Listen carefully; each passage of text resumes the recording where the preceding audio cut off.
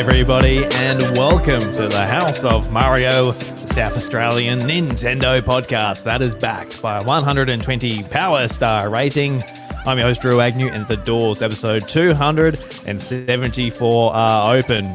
Today on the show, I'm joined by my good mate, Josh, or JT if you like. Josh, how you going, mate? Very well, Drew. Always good to be here. Monday night, here we go.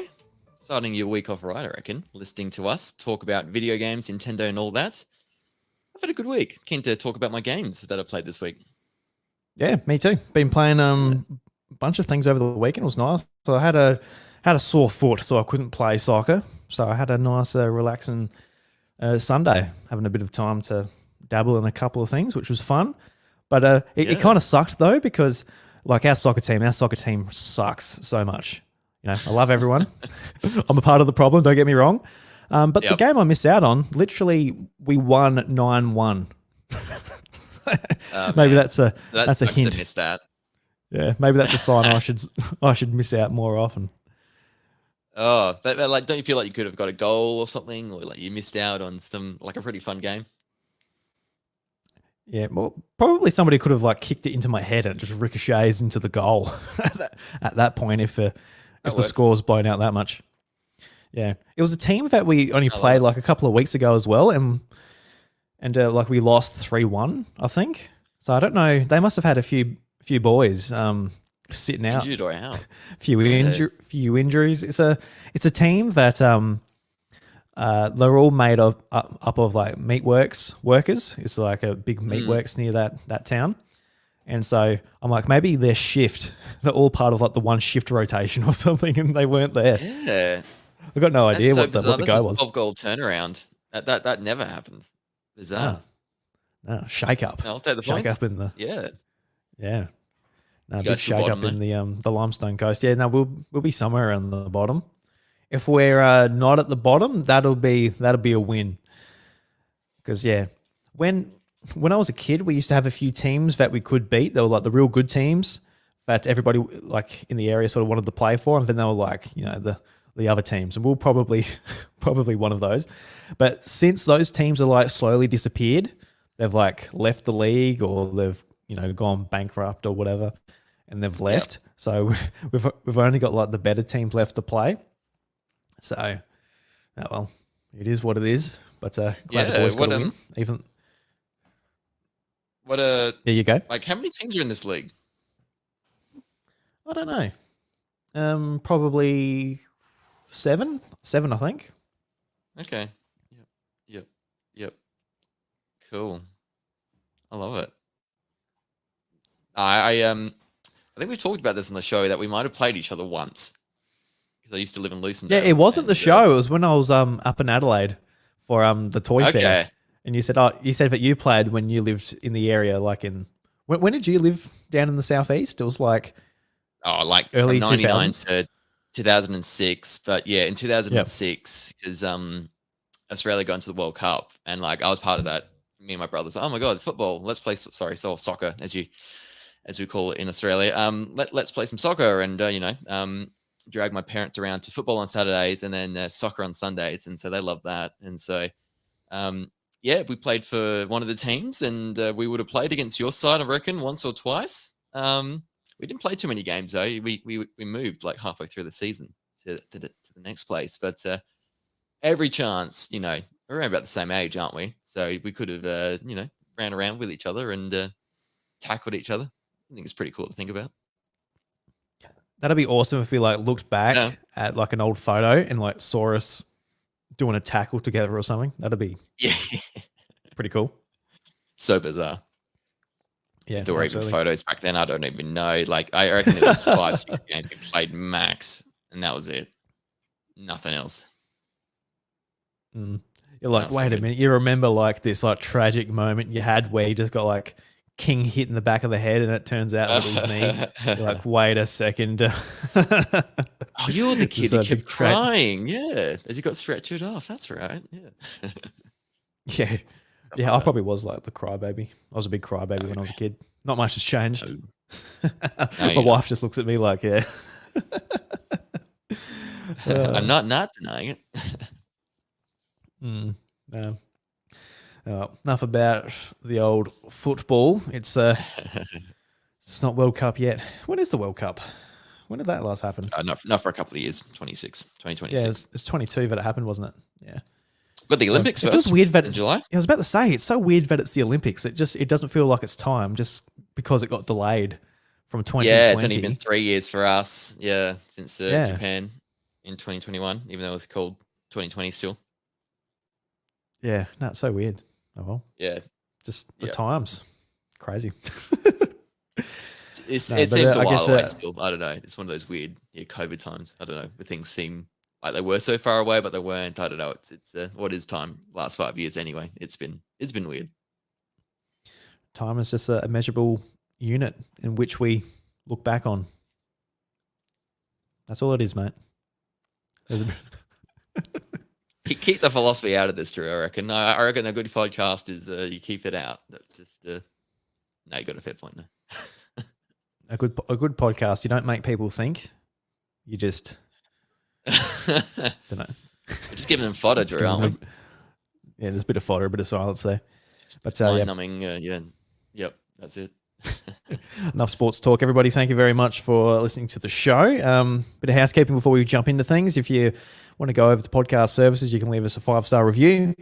As well as if you want to check out the show live, you can go to youtube.com/iDruby, where you can check out the show live and all that fun stuff. And Josh, you got some housekeeping as well for Nintenvania. We're actually recording something after this show, which I'm excited about. But if you want people to go and check that out, what are we doing after we record this one? Yeah, special episode. Drew, thank you for coming on. It will be a little recording of us doing some predictions for what's going to happen in this Direct, because Nintendo officially said it last month that one is happening this month. So we're going to have some fun. We're going to guess some things. We're going to have a little comp. And people watching and listening, if you participate, there could be something for you as well. So keep an ear out for that, or an eye if you're watching it on YouTube. Yeah, I did notice in the little document you sent me, there are prizes involved if you want to have a bit of a guess yourself. So that sounds pretty cool. Yes. Josh putting up the big bucks. Engagement. Yeah, correct. Yep. This is how I buy people to listen to my show. Come on, guys. You know you want to. And have some fun along the way, because who doesn't want to have fun predicting what Nintendo's going to do? Especially for this one, because I think it'll be interesting. Yeah, we're at an interesting sort of position when it comes to Nintendo. It's like how much more effort they're putting in the Switch. I dare say they're going to put a decent amount, but also they got to decide strategically what to hold back and what the rest of the year is going to look like, what they're going to talk about. Yeah, it's a strange sort of time to predict, because I feel like in the past it was pretty easy. It was like, oh look, when you're at a certain life or a certain stage in a I guess the timeline for a Nintendo console, you're like, oh look, I reckon we'll get Mario Kart, Smash, a Smash character here or there. I reckon a new 3D Mario, the Zelda. Yes. But we're literally at the point where it's like we've ran out, and those like a Mario Kart or a 3D Mario, I was like, well, they're going to hold that, but the rest is kind of up in the air. It could be a port of obviously the Zelda games on GameCube. Could be other 3DS games. They got like a massive pool to pull for like the remakes and everything, and don't know. It's a strange time which we'll dig into there, I dare say.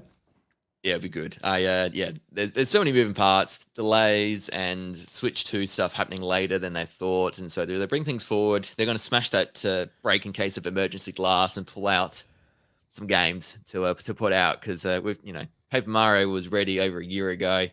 They store their games. They have some stuff ready, so there's no doubt there'll be something over the next 6 months to keep us busy. Got to keep busy. God, there's not enough stuff at giving us games, remakes, ports. We'll take them. Yeah, we'll take them. We'll buy them. Childhood experiences again, and we'll pay more than what we originally. Thank you very much, Nintendo.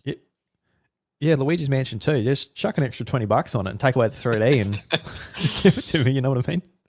It's an HD, guys. Though. Yeah, no, crazy. 720. Actually, that'd be an amazing point. Actually, like. Technically, like Paper Mario on Switch, it runs at 640. So if it's under 720 at the actual Switch, could that be like a case for a lawsuit? Be like, hey, look, I thought this was on HD, but technically the resolution isn't HD. Yeah. Yeah. Well, Nintendo will tell you to get stuffed, won't they? But you could try.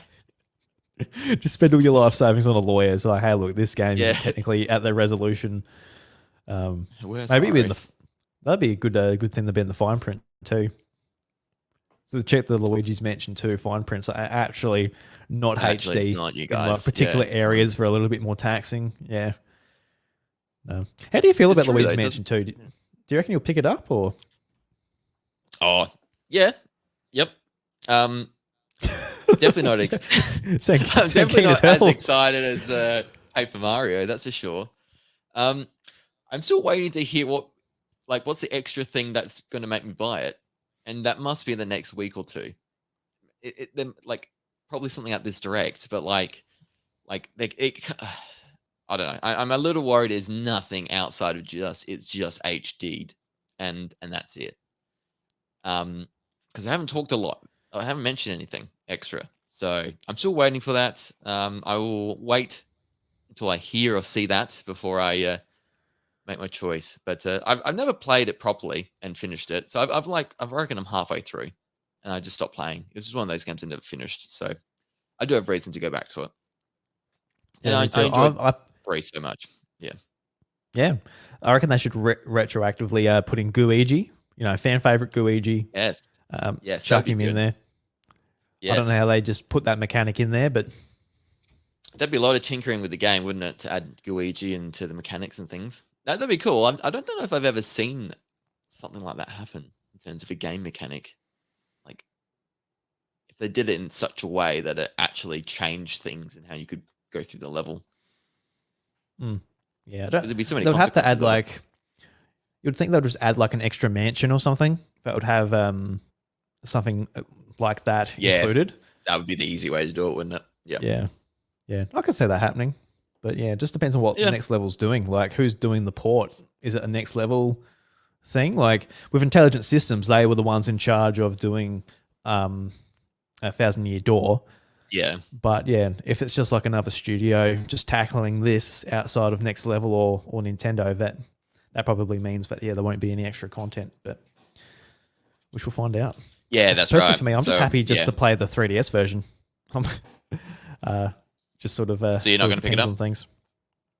Probably not. We might be lucky enough to get a code from Nintendo, and I'll be more than happy to use that opportunity to, at least talk about on the podcast and say what I think about the changes and everything. But as far as like my own money, when it comes down to it, I'd rather just fish out my 3DS and play it that way with the 3D and everything. Because that's a game for me I haven't finished as well. It came out on the same day or very close at least to Fire Emblem Awakening back in the day. I remember picking them both up on the same weekend.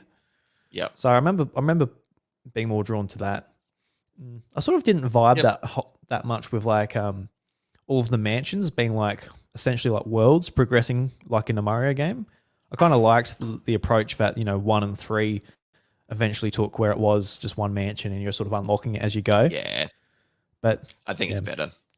But I get it. It's a handheld game, isn't it? Luigi's Mansion 2. And so the shorter, more segmented bits of gameplay make sense for that, don't they? So we will.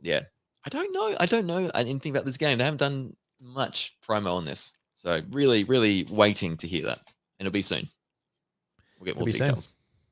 Has to be. But here, before you know it, the 27th, which I remember last month with Paper Mario, I was like, 23rd, we got all month, and it was just here. I'm like, all right, like it's just going so quick. By this game comes out, I'll probably have a second child. So already been a week and a half that it's been out for. Yeah. Have you played it this week? I haven't played it this week. No, I've been playing a couple of other things, but it's probably a good segue to jump into what we've been playing. So you've been playing it a bit. How's your experience progressed since last time? How far you've gotten, et cetera, et cetera? Yeah. I used to love Tuesdays because it'd be 10 days or more than 10 days since the game came out, and you could check your clock time to see how much you played. But that's Mondays now. Yep. The game's come out earlier on Thursdays. So I checked it today. I know what it is already because I can see on the screen, but I've hit 13 hours. Yep, nice. So I've just done chapter 3. So done Let's World, or the one up in the sky.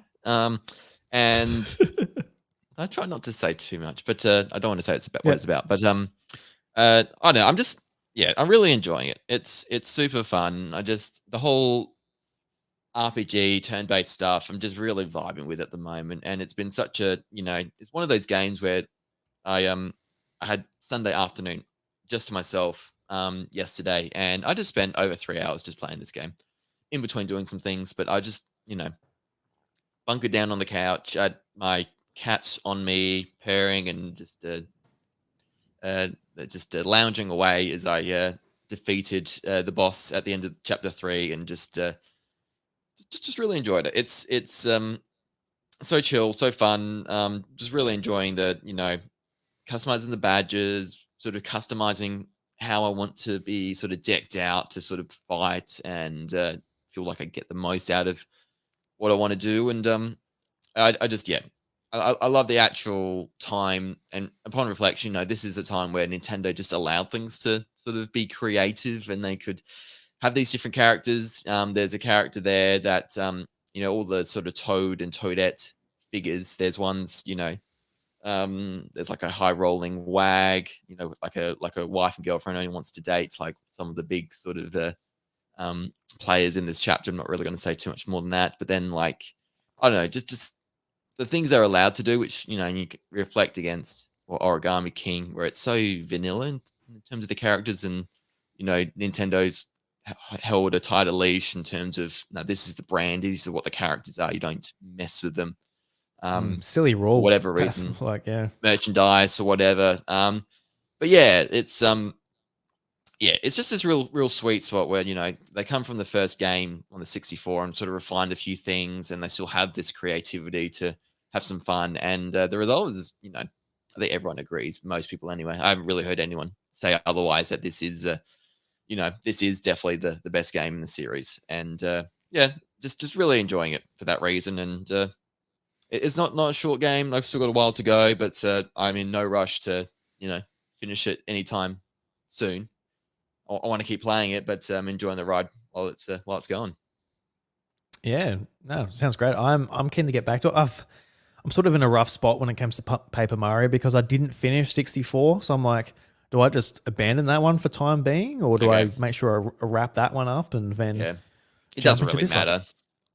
I know it doesn't. Yeah, I know it doesn't matter, but I know I'm not like, oh look, I need to find out what happened to Goombario. Like, seriously. Yeah. Like, I know that, but it's just like, I'm playing this game. I may as well. Should I just continue on with like the more similar one? Will you ever go back if you stop now? That kind of thing. Yeah, so I'm a little bit caught up with that. I've sort of put myself in that hole with not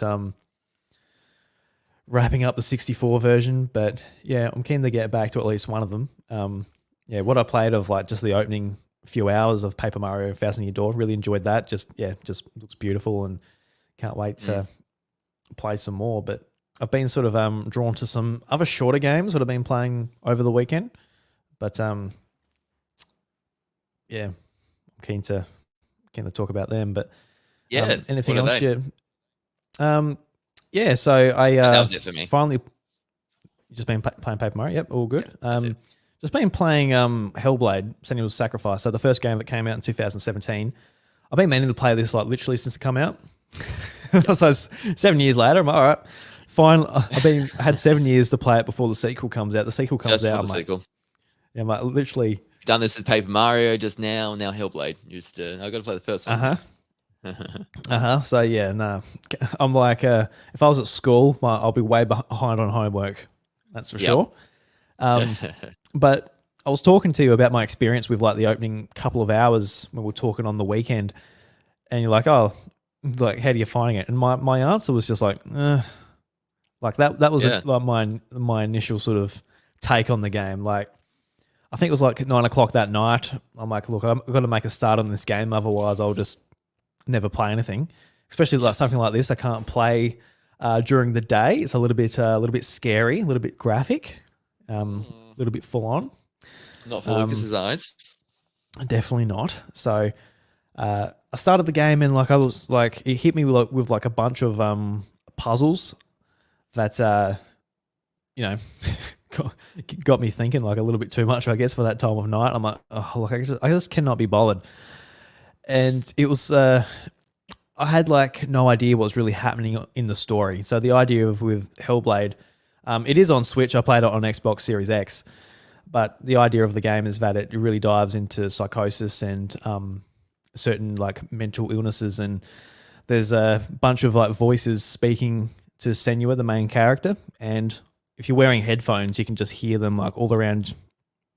Like this feels like they're circling your head type of thing. You can hear them. Okay. And they're sort of they're telling you where to go. Sometimes they say the truth, sometimes they lie to you, and it sort of plays into the whole thing the game sets up where it plays into where the I guess what the main character is going through, and sort of just starting the game. I was thinking like I get where what they're trying to do, but I got sort of no attachment to the story or anything. And it took like a few hours where I actually like worked out what was happening. Like she was trying to get her, I guess, a beloved back from the dead, and a lot of the torment she was going through was because of the events, what happened throughout the past, and what happened to him and her family, and some, I guess, betrayals that happened and everything. And when the game wrapped up, I was like, that was really great. Like just the audio design, the game's gorgeous. Just like on a technical front, this was a game that got a Series X patch, but it did come out on PlayStation 4 back in 2017, so it holds up extremely well. And I was left just with a feeling of just real intrigue, just with what happened with the story and how it sort of portrayed this psychosis. It was a really interesting experience to sit through, but it also left me like with a lot of questions, like what does this mean? Because the idea of the game is you're going through it, and because of Senua's psychosis, everything you see isn't necessarily real. It's her portrayal of things.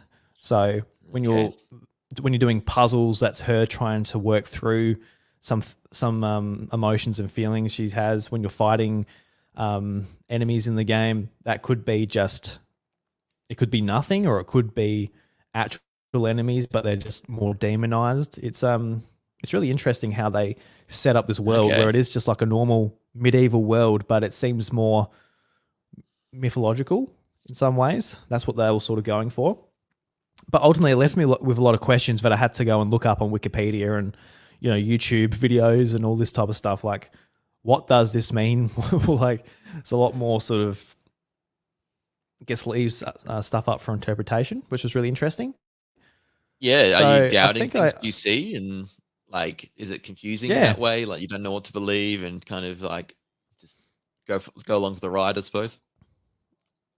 Yes, yeah, definitely, because like you're versing like gods, but they're sort of like interpretations of like I guess like the human experience in some ways. It's really sort of weird to explain, but the idea is that there's like certain I guess villains in the game that sort of interpret whether it's like I can't even think of one at the time of saying right now when I'm trying to talk about it. But it's a really interesting game. So I'm keen to play the second one because that one's very divisive. I think if it comes down to you either want like a lot of bang bang shoot in your games, or you want something that isn't all that clear but makes you think in some ways. So it'd be interesting to see whether I sort of gel with it. Because some people who loved the first game really didn't gel with the second one, and some people who didn't like the first one kind of gel with the second one. So it's kind of seems like a kind of weird thing when it comes to reviews, and a lot of people talking in the podcast. I've heard just a ranging of opinions from being disappointed to thinking it's like a masterpiece, like the best game of the year type of thing. So no, there's no in between. So I'm keen to jump into the second one, but this game is on Switch. It's such a beautiful game that I'm very intrigued to go and look at how they got it running on Switch. Like Ninja Theory must have done some magic back in the day to get this going on Switch. Because if this is on Switch and The Witch is on Switch, like anything can be on Switch. It's and it runs fairly well, doesn't it? That Witcher port, I believe. So it's pretty amazing what they can make work. So okay, there you go, Switch as well. Didn't know that. Yeah.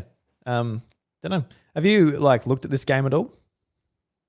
No, outside of what you've told me, I had no sort of idea what it was.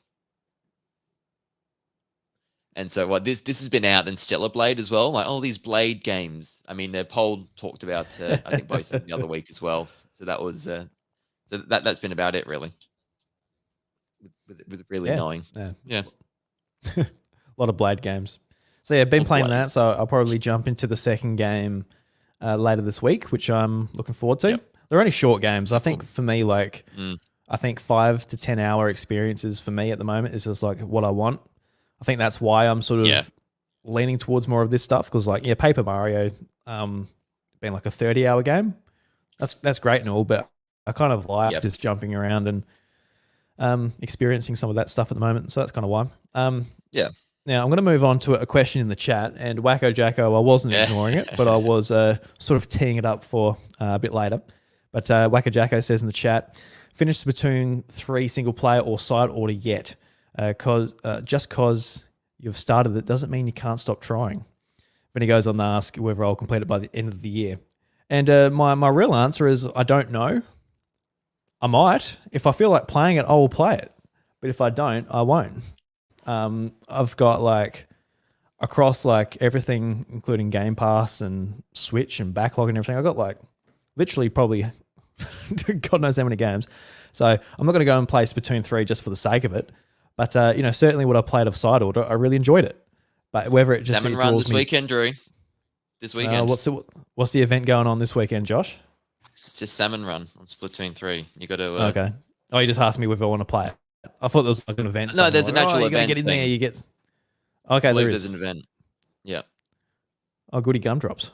I'll be there. I won't be there.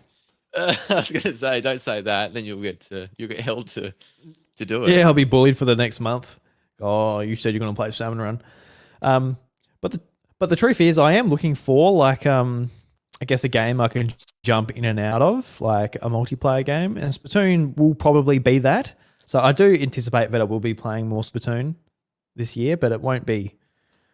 Look, if other stuff comes up, it's just not what I'm drawn to. I think that's just what it comes down to. It's just what it is. I can't change the man I am.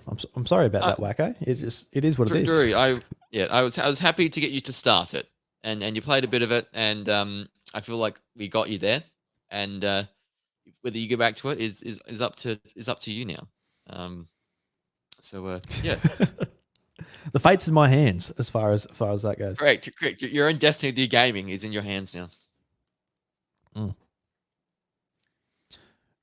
But if I get into another third person or first person shooter, does that mean I'm going to get in trouble? Because I'm looking at not Hellblade. I'm looking at Helldivers on PlayStation. I'm like, well, that looks like a lot of fun. So if I'm playing that, is Wacko Jacko going to come down and Drew, if you get Helldivers 2, I will get it and play with you. Oh, I've got Helldivers 2. I've got it. I've got it. We'll play it together. How much can I get it for? Yeah, because I was thinking after our Endless Ocean sort of adventures, a nice little multiplayer game like that would be a bit of fun. Yeah, I'd like to play a bit of fun.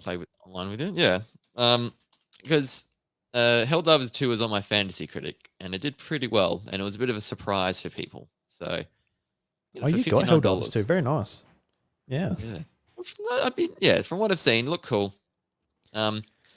It's not like Concord from State of Play, which I had no idea of a game that was about. And then I watched the trailer thinking, oh, this is Guardians of the Galaxy, but in a video game, hopefully it's cool. And then I see it's a online first person shooter. I'm like, I'm not interested in that. I can see that being super disappointing for you because I knew it was going to be multiplayer because Sony actually acquired Firesprite, the team that are making that game, when the game was in development, and they were very clear that they wanted a multiplayer, always online type game from them. So I'm like, well, it's going to be that. But yeah, I'm like, oh yeah, it's like this actually looks pretty good. Like just with the opening cinematic in the state of play. And then it goes into the gameplay. I'm like, look, my eyes sort of just glossed over. boring. I'm like, It's I don't know. I'm every not gonna, other online first-person shooter. That's all it is. maybe, but I do have some respect for it, just in the fact that, similar to Splatoon, you can go into a shop, you can buy it, and then they'll leave you alone. They'll just let you play multiplayer with your friends. It's like free updates for maps, characters, all of that stuff. I don't know how expensive the game's going to be, and if you're not that sure about it, similar to us, like the barrier of entry is too high, for example, just compared to free to play. If it's free to play, you can just jump in. But what I cannot stand games that just want that are just designed in the boardroom, which is like, all right, for example, that Marvel Overwatch game as well. Rivals. Marvel Rivals, yeah, where it's just like, Yep. so let's just put Overwatch and put Marvel characters in it. And, Yeah, that was it's the just same. it's just made in the boardroom. Then it'll be like $10 a character. It'll be $10 for this and loot boxes and all this stuff. It's just, I just want to be left alone. Once I make the decision and buy it, I want to be left alone. That's kind of why, like even Fortnite and stuff. Nintendo player there, Drew. Well, I am. I just want to look. Sometimes it's frustrating because it's like, why is Mario vs Donkey Kong $80? But at the same time, at least you buy it and they leave you alone. So I'd rather that. I'd rather just an expensive game. Yeah, that's right. I'd rather just an expensive game rather than, because Nintendo do that. Yeah, maybe. Maybe. But Nintendo do free DLC mostly. And so it's just one of those things. I know Splatoon, like you get a bit of free stuff as just outside all of the sports expansion. Games. Yep. Oh, no, that doesn't count. That's just they're still making the game with those sports games. They're still making it. They're like, you can't just have Mario Strikers like, oh, you get Daisy like a month later. It's I'm like, not counting free updates. Aren't they generous? That was bad.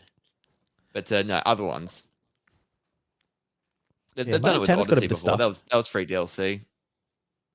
What did you get in Odyssey? Was it just like the Luigi VR? Balloons and hiding in the VR, yeah. Don't know. Is that exciting to go back to? I don't know if I ever went back for Luigi Balloons in Mario Odyssey. I did once. But yeah, I get what you mean with the other builds. Like, they've released a game that's 60% of what they intended to make, and then just released the 40% over DLC, and you think you're up. I get you for that. But they've done it for other times, I think. So, but yeah. What the God of War Ragnarok free roguelike DLC. That was pretty amazing. Yeah, that is awesome. I haven't even picked that game up yet, 'cause I've still got to beat the first God of War. Like I said, a bit behind on my homework, but yep. Yeah. Yeah, I can't. So, like all the good DLC I'm thinking of on Nintendo, like from Pokemon and Mario Kart, Smash Brothers, Breath of the Wild, it's all paid. So I don't know. Don't think they're that generous. Don't think they're that generous. Old Nintendo, they're I get you. I get you. But at least they leave you alone. Like that's what I appreciate about Splatoon, where it is just like, just leave me alone. I don't want to, because they could microtransaction that thing out the wazoo. They really could. Like, that could be disgusting. Yeah. So that's why I appreciate about Concord. Anyway, from what they're saying, it sounds like they're doing they're not just trying to rip the money out your wallet every minute, but also I think that it's too early to make impressions. It's when it comes to like a first person shooter in a multiplayer game, you really sort of got to get your thumbs on the sticks to really sort of get a feel for it, because they've got like Bungie veterans and a bunch of like really talented multiplayer designers there. So I wouldn't be surprised if it isn't good or great. It's just what a field to get into. Like Nintendo was able to do with Splatoon, just because it's so different and they've got a different audience so unique, that like doesn't play a lot of this stuff. But if you're on PlayStation 5, majority of people would have one purely for Fortnite, purely for Call of Duty, and that is like what they play. So to fit another lifestyle game in, it's just like is a massive just lift for them to get into. But they obviously see that it's worth it for them. So good luck. Hope it goes well. Yep. It's a new studio and everything, so wish them luck. But while we're talking about the state of play, obviously we will talk about Astrobot because that is all things considered, it kind of is a Nintendo game not made by Nintendo. But was there anything else there that sort of caught your eye? We talked about it a little bit before. I don't think there really was, but not for me, but for Michaela, my partner, Infinity Nikki. We had no idea this was a thing. We just watched the state of play just because let's just see if there's anything cool or interesting to look forward to. And this was one that sparked her interest, and I thought it would when I was watching. Yeah.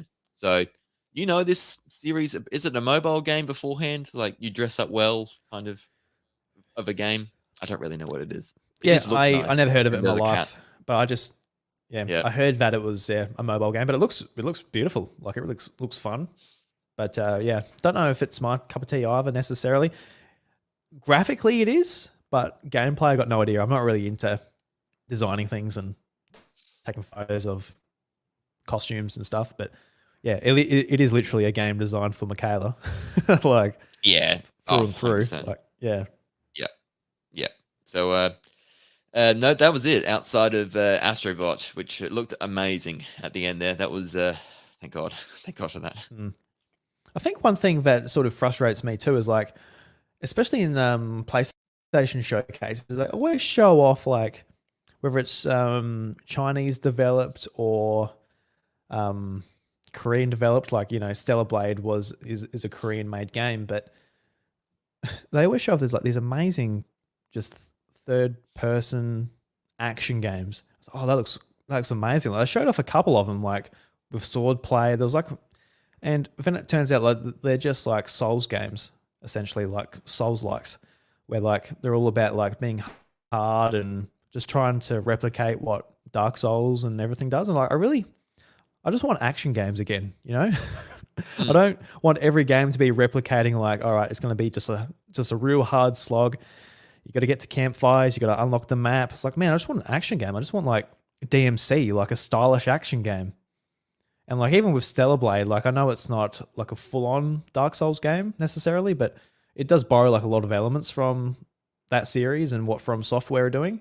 So that's just what kind of frustrates me. We don't get them anymore. I guess, just From Software, they just revolutionized what the 3D action game is, and they added a lot more sort of nuance to what the hack and slash genre was. But it's a lot of them, even for fans of From Software, nobody's able to replicate just the quality of those games. So even like people who love From Software games, they kind of like middling on a lot of these games coming out. But for us, like for me, I don't, like when it comes to playing games, I'm like, look, I don't want to.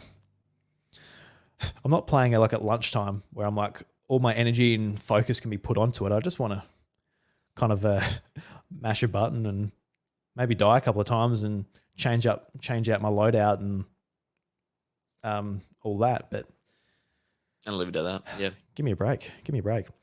In Final Fantasy 16, there's a setting where you can just like press X and it just like does all the combos and that for you. Look, don't want to go that far. I feel like an idiot using that. That's great. I know. But, yeah, I agree. Yeah, because I turned that on for one bit because I was like, I was just like doing, I was thinking to myself, what do really complex combos look like in this game? So I turned that on and just mush X. I'm like, use like a couple more moves and stuff. Yeah, that could be interesting to use it. So it was interesting just to look at it from that point of view. But if you just do like 50 hours of that, it's like a bit much. But yeah, I do miss just like the classic 3D action game. That's what I kind of miss because every single one's like, that looks cool. Oh, it's going to kick your ass for 50 hours. Okay, well. Yeah, yep. You got to be like, it's an investment, isn't it? You got to make sure you're ready for it. But they're so good when they slap though. When they hit well, and they're amazing. So the payoff. I've got Elden Ring loaded up on the Steam Deck. So if I'm gonna punish myself, I'll go and play that. But I haven't felt the desire to punish myself in a video game just yet. So, don't know. No, we'll see. We will see. So yeah, Astrobot. This was rumored beforehand, and it looks amazing. It's made by Team Asobi, which is basically the only remainers left of Studio Japan that got closed a year or so ago from PlayStation. So Yes. yeah, it was sort of the free game that came with the PlayStation 5. That was just amazing. And what we're seeing now, it looks like sort of Splatoon mixed with Mario Galaxy in some ways. It looks like a lot of fun mixed with like a bunch of PlayStation characters and a bunch of um, sort of I guess tributes to the hardware and all that from their past. Looks really cool. So Yeah. it's just like, yeah, it's probably like my most anticipated game that's been announced so far. And that's not saying much. We know nothing from most companies. But yeah, no, it looks great. I cannot wait for it. It's definitely a day one for me. Yeah, it looks so good, and I've heard the commentary like this is like people are excited for this because it's like a Nintendo game. And if we had something like this on the Switch where you got a 3D mascot who is like wall effectively and riding on like a Nintendo 64 controller through the cosmos, or you get to a point where you have to ride a GameCube to get to you see the PS5 like as a rocket or something traversing across, like they could do the ultimate like Nintendo fan person like tribute of a game with this outside of like what Smash Bros can do, which is another conversation, but something cool to think about, I think, anyway. But oh yeah, I love these games. When I got my PS5 a couple of years ago and downloaded the free Astrobot game that came with it, it was it's a short 10-hour experience, but it's just a great way to one test and show what the controller can do, but some really cool platforming, really satisfying movement, and this is just everything that um you want in a 3D platformer. So for it to be a bit more fleshed out and with the proper bosses, and the music's great, man. Like I think after playing the game, I had some of the music on, like just listening to it on my Spotify, just like, oh, I think that this oh music cool. is incredible. So really excited to see what they come up with here, and I'm probably the same. I'm probably just going to get this day one because I just enjoyed it so much. I need to play the VR game because I got PSVR 1, and I need to play the VR game associated because I think that's pretty good too, apparently. Yeah, I wish I played it, but I got rid of my VR headset since then, so I can't. So it's so weird that you got two and you can't play game on the first PSVR. I would have thought it'd be all backwards compatible, but yeah, you were saying it doesn't work. Yeah, the technology is just uses completely different technology. Like the first one uses like the camera and the lights, where the second one doesn't use any of that. So it's kind of they've got to do a port on it, and as we've seen that PlayStation isn't supporting the VR2 at all, which is disappointing, but expected. I expected that, to be honest, so I'm not that disappointed. I don't regret my purchase necessarily, but yeah. No, this game's awesome. It looks great. I can't wait for it. But I think sort of the broader sort of topic we can sort of chip off of this is that outside of Mario, we really don't get any like high budget, highly polished 3D platformers anymore. Like, it's either Mario, like the staple from Nintendo, or it is like indie developers picking up the slack and putting these games out, whether it's like Hat in Time or Ukulele and stuff like that, which is smaller development teams. But we really don't get any of this from any of the big players. Like you look at the big publishers. I guess technically you got remasters. Probably the other one would be like Crash Bandicoot 4. I forgot something in time. I guess technically you had that after the sort of the remakes of Spyro and Crash. So they would be in a similar conversation as well. But really, we don't get much. The other year, Forgotten Land in its debut as a 3D platformer. That was a long time coming, but I get what you mean. Donkey Kong's the other one, surely. If they're going to do it, if they're going to branch out to another one, Donkey Kong's the one to, I don't know, that could be a whole cool world. Build off 64 and make it in a not over hyper collector mania kind of game. And I don't know. Does Nintendo feel like that cannibalizes the next 3D Mario game though? I don't know. And does it take it? Will it sell as well? Does it take? Do you need a specific one of the EPD studios to make it? And all these things they have to weigh up. I'm sure, making it worthwhile or not. Yeah, I would imagine. Yeah, it's just a use of resources. Like, Mario game probably sell a fair bit better. But imagine if this Donkey Kong game, imagine if you do like a 3D Donkey Kong game, but you make it that game you're talking about where it is like going through the history of Nintendo and going through certain franchise levels and all of this stuff. Like, Donkey Kong, which is, ostensibly like the oldest Nintendo character as far as like the famous big hitting Nintendo characters go. That goes back to essentially like the origins of when they became big and very recognizable in the video game industry. You have like him going from like the very first Donkey Kong game, breaking out of the arcade cabinet and sort of going out throughout the history of Nintendo, and that could be cool. I don't know. You're right. If there's one character to do it, it's Donkey Kong, isn't it? Because he was the one at the start, the one that started it all effectively. Because Mario wasn't Mario back then; it was Jumpman, and Donkey Kong was there. So very cool. I think mechanically too, you could have like Kirby like, go into the different Nintendo worlds, and he like has the copy ability for all the characters. So he sort of like blends in with Link and blends in with Captain Falcon and blends in with Mario, and that could be cool too. That would be cool too. Yep. I love if we're talking to somebody who actually worked at Nintendo, they'd just be like, "Man, you're such a such a delusional fan. Like, what is this fan service how will nonsense? this work? Once we make this game and it's so good, how do we better it? Like, stuff like that. Yeah. Nothing else will sell. Everything will seem boring in comparison. A little bit. Maybe. Just a little bit boring. I don't know. Spice it up, Nintendo. Go on. You won't. So, yeah. No. So, the State of Play was like the first thing in the, I guess, the summer game fest. And I don't know. I am certainly missing E3, but we got like I've gone into gamesindustry.biz, and they've got like a list of all the sort of conferences that are going on. I think there's literally like looks like over 10. Like there's a lot. There's a whole bunch this week, I think. Yeah, they're all like the 7th and 8th. So definitely, Summer Games Fest, that's on the 7th, which will be one of the bigger ones. I think that's Jeff Keighley. I assume this is Jeff Keighley's show on that day, which is usually the biggest one. It's kind of cool that there's like a third party big conference now. That is the good thing about Summer Game Fest, where, basically any of the big three or any publisher can be there. It isn't just Xbox or PlayStation or Nintendo. So that's cool. But the one I'm looking forward to the most will be the Xbox one, mainly just because they've sort of held on to the E3 spirit in some ways. A month before, they tell you where they're going to be. They have a big showcase that goes like 90 minutes.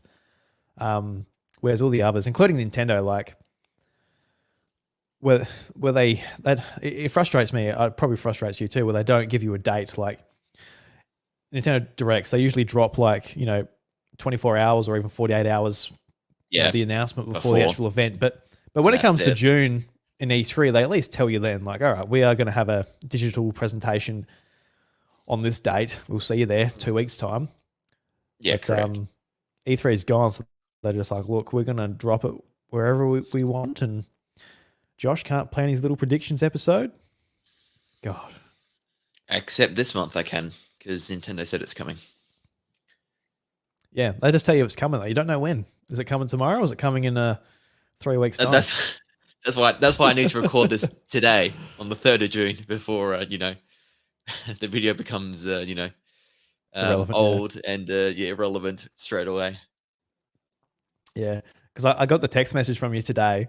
I could imagine you're just like, look, man, you're just anxiety ridden, just like, oh my god, are they going to drop something soon? It could be this. It could be tonight at 11 o'clock.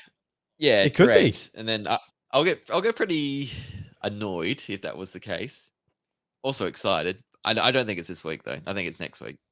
No, it won't be this week. I think they got to separate it a fair bit from all this other stuff that's going on. Like there's literally, like I said, over 10 showcases going on between the 6th and the 10th.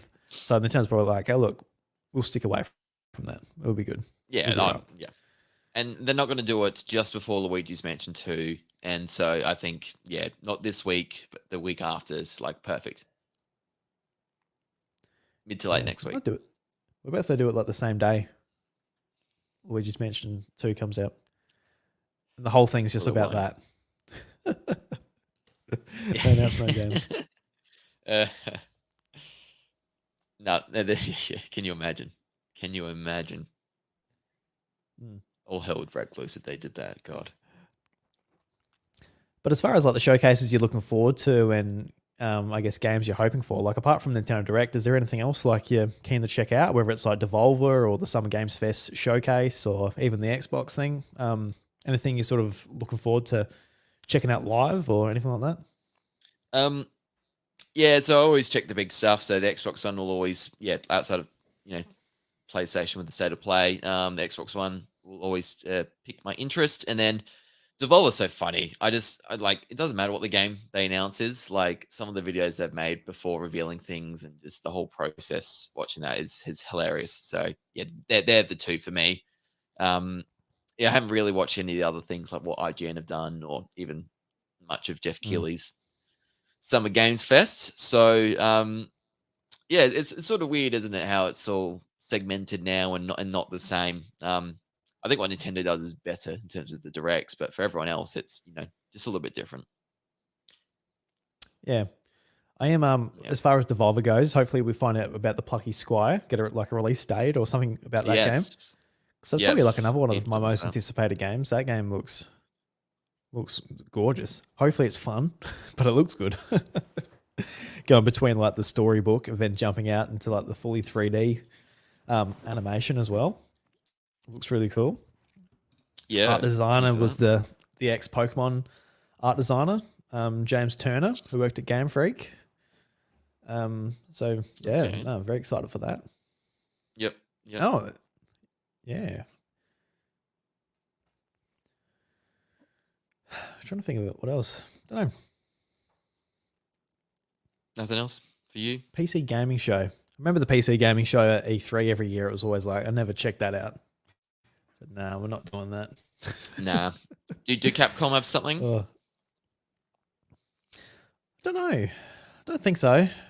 No, it doesn't look like it, according to this list.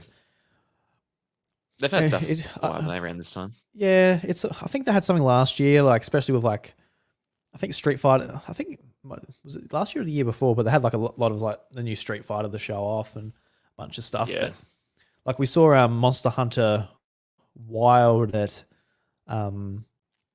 State of Play, so that was like the first gameplay of that. That's a game I'm very confident for like Switch 2 launch. Would be a Monster Hunter Wild. To be on that. Yeah, that makes a lot of sense. Yep. Yeah. A lot of Capcom gamers actually. I would be surprised if I think they they're didn't show up the console heavily. Yeah, they'll show up with like Resident Evil 2, 3, 4. Eventually, like all of this stuff that couldn't run on Switch will just correct. Will move over. So if you're a Nintendo player who like just plays Switch, you're gonna have some choices coming up if you pick up the second one. But yeah, no, very cool. That's cool. We'll get some cool announcements hopefully in the next couple of weeks. I'm sure we will. But I don't know where our conversation went, but I guess the second game I was playing, or the second game I've been playing was Unpacking. Started playing that as well. Couldn't play Hellblade during the day, so I thought I'd play something a little bit more relaxed and child friendly. And this is like an indie game that's been on my radar for a long time, but I just never got around to it.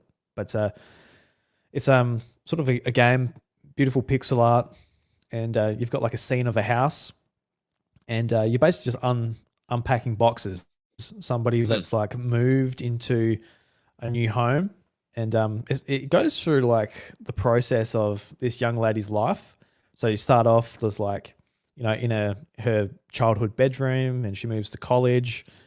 And then one of the scenes that got me was she moved into like what appeared to be a boyfriend's house. And it's pretty cool because it tells the story just with no words, no voiceover or anything. But as you're just interacting with the room and going through this person's stuff, you can sort of work out who this person is. Like, you're going through it and you can and you've got like a bunch of like belongings that a female would own, like clothes and hygienics and all of that type of stuff. You're like, oh yeah, so must be a woman, and you're going through like photos and all this stuff, and you sort of piece together who her family is and what her interests are. There's a bunch of like nerdy stuff like figurines and games. Throughout most of the game, she has a GameCube, what appears to be a GameCube. And yes, I think I've seen that in promos. Yeah, yeah, and it's pretty cool because she has like a GameCube, and you're putting like the games on the shelf, you're putting the controllers and the TV up, and the GameCube and the entertainment system. And as you're going through like multiple homes and houses, you're taking it along with you as you go, and then like each level is essentially like a different year in her life. And it hits like 2008 or something. I can't remember the exact year, but then like you unpack the GameCube, put it there, then you also unpack a system that looks like a Wii. Yeah. And like, so you're like chronologically like going through her life, and it works through. Yeah. It's obviously like, it's like there's a lot of stuff like that, just like the storytelling throughout it. And when she moves into what appears to be a boyfriend's house, you're going through like, it's different because like in the previous levels, there's like a blank house and you're just putting objects where they need to be. But when you're moving into a house with somebody already there, you're sort of like putting your stuff where it could possibly fit amongst this other person's stuff. So like not everything can go where it needs to be. She's got like a diploma or something that every house I was like hanging on the wall. But this one I just had to put it under the bed because it wouldn't fit anywhere. So it sort of shows like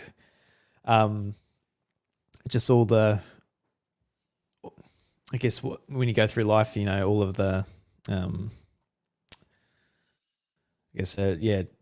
takes that the given pulls of like having a relationship and things like that, which is you go through phases, cool. Things change, how you live your life, dictated by all of that. So yeah, it was like in the next level, you're back at like your old bedroom, and as like you're rearranging the stuff, you're putting your stuff in amongst like a bunch of toys and that you saw in the first level, and then you've got like this photo, and I put it on the pinup board, and it said. And once you unpack everything, it's got like a red outline around the stuff that isn't in the right place. It's like, oh, okay, so there's just a red outline around this one photo on the pinup board. And looking at the photo, it was obviously like a picture of a woman and a man. I'm like, well, it looks like I've moved back, like we've broken up and we've moved back. And this is a picture of her ex-boyfriend. And you're able to, like, I'm like, all right, so she obviously doesn't want to see it. She doesn't want it on the pinup board. Yeah. So I was able to I was trying to figure out where to put it. I'll put it on the table. No. Under the bed. No. Under the pillow. No. In the bathroom. No. In the bin. All these places. I'm just trying to I'll try to put it in the bin, but that's not an option. So I'm like, I got nowhere for it. And eventually I found like a spot in a cupboard, like deep down under all this stuff. And then that's where it let me put it and move on. So, it's quite an interesting touching game. And I haven't played it all the way through yet. I guess it's going to get to the point where I might be packing up her stuff and sending it off to grandkids or something. You know what I mean? It might get to that point. Yeah. Yeah. No, it's an interesting game. I've heard a lot of good things about it. Yeah. And I don't know. It's so have I. It's interesting. Yeah, it's interesting how a game can like tell a story so simply just through the belongings of somebody. Yeah. No, it's fascinating. Just like the last week of playing Hellblade, which tells a story in a more sort of, I guess, straightforward way, but also very not straightforward way, where it is like a third person hack and slash in some ways, but it uses all sort of like game mechanics and audio and everything to tell the story. Whereas, unpacking is just it's just sort of chilling out, observing, and figuring out what's going on through sort of the stationary gameplay. So. It's Australian made too, isn't it? Australian game. Yeah. Which is very cool. Yeah, and then made in Melbourne, I think. Yeah. And then I think I could play it on PlayStation Plus with the extra tier. So I imagine Game Pass for you. Is that what you would? Yeah. I think I've got it downloaded on a few things just because it is available. Like I probably got it in a humble bundle as well. Probably have. I don't know. They're good, those probably things have it everywhere. Get a good deal. Yeah. Yeah, so it's definitely accessible. I think I was looking at the title screen. It came out 2 years ago. It feels like it came out like a lot longer ago than that, but yeah, maybe a year and a half now. I don't know. Yeah, I thought it was like a 4-year-old game, but no, not that much time went by. But yeah, it does look good, and some pretty one that I should get round to for sure. Yeah, it's been on my backlog for ages, so yeah, thought I'll finally get into it. Yeah, actually, I play a little bit of another Crab's Treasure too. Just like jumped into it for an hour or so, and saw your Twitter post. This is like what I was talking about. It is like a Souls game, essentially, where it is a harder game. You're finding bonfires that respawn enemies, all of this type of stuff, but it's like a real lovable, cartoony sort of under the sea aesthetic, which I really love, and quirky characters and all of this stuff. And what's good about this though is it has like a bunch of accessibility features where you can make it easier, you can reduce damage, you can turn up your defense and all this. So you can make it a pretty easy experience if you do want that, which I appreciate, because that's what turns me off these other games, because I just don't want to bang my head against the wall. But there's also an option that just gives you a gun. So instead of having like this grueling fight, I just it's just literally like a one shot thing. So just like one hits bosses. And it cracked me up. Like the first boss just comes out at me. He's like, does this big speech, and I just shoot him, and he just, if it just like comes up like, defeated. And like Indiana Jones. It cracked me up every single time. And there was another boss too, and I didn't even realize it was a boss. He was like sort of like on a hill, like looking outward, and I snuck up behind him, and I was just shooting enemies left and right, and I just shoot him, and he just it just comes up like defeated low. Oh, that was a boss. Oh. So I'm getting I got a lot of amusement just out of the fact that I've just using this feature that just completely breaks the game. I can imagine it being so satisfying if you play it on hard and you just like battle through this game and it just kicks your ass, and you're you're spending a week on each boss, and then you do a replay where you just go, all right, boom, boom, and that's it. Like that would be so satisfying. But I just turned it on for an hour or so and thought I'd better get a feel of the game. But nice. I might use another good one. I don't know if I'll keep using the gun or not. Yeah.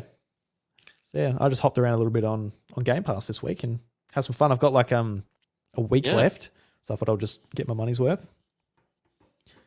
So you're not going to renew? No, probably not. Got the baby coming, got 1,000 Year Door and a bunch of other stuff to play. So I mainly got it for Little Kitty Big City and Hellblade and Hellblade 2. Cool. So, that's right. You get your benefit out of it, and it's almost like, just subscribe to it for 6 months of the year, and then have the other 6 months to just, play the other things that you've bought physically and should get round to. I don't know. You save money that way, don't you?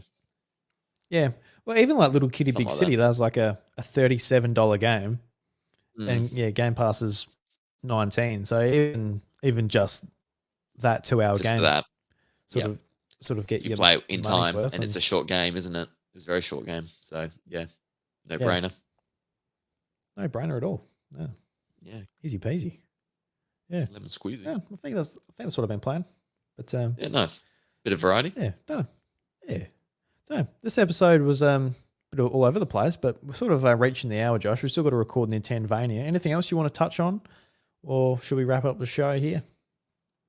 No, I want to keep getting onto Kid Icarus as well. So I didn't touch it this week. I want to keep playing that. Okay. So again, I'm sort of projecting it to the public, to the on air. I want to keep playing it. Had a good time. So talk more about that soon as well. Now, are you asking to be bullied? Is that what you're asking for, or are you just no? Okay.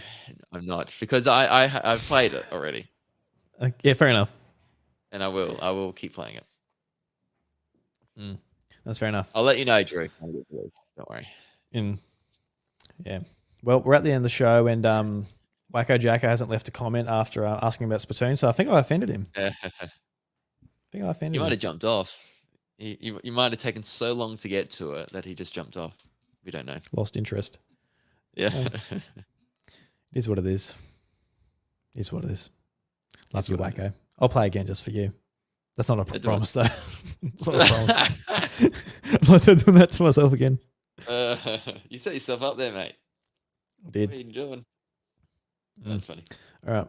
I got a sneeze coming. So let's wrap it up here. Everybody, thank you very much for listening to the House of Mario episode 274. If you want to follow us on social media, you can follow me at iDeruby. You can follow Josh at Nintenvania. But until next time, guys, the doors of the House of Mario, they're closed. Oh, that's the wrong button. Hey, my soundboard's changed. You had it all ready to go beforehand, and then you've just done that. Where's my door? Close the door, Drew. That's my door. Catch you later.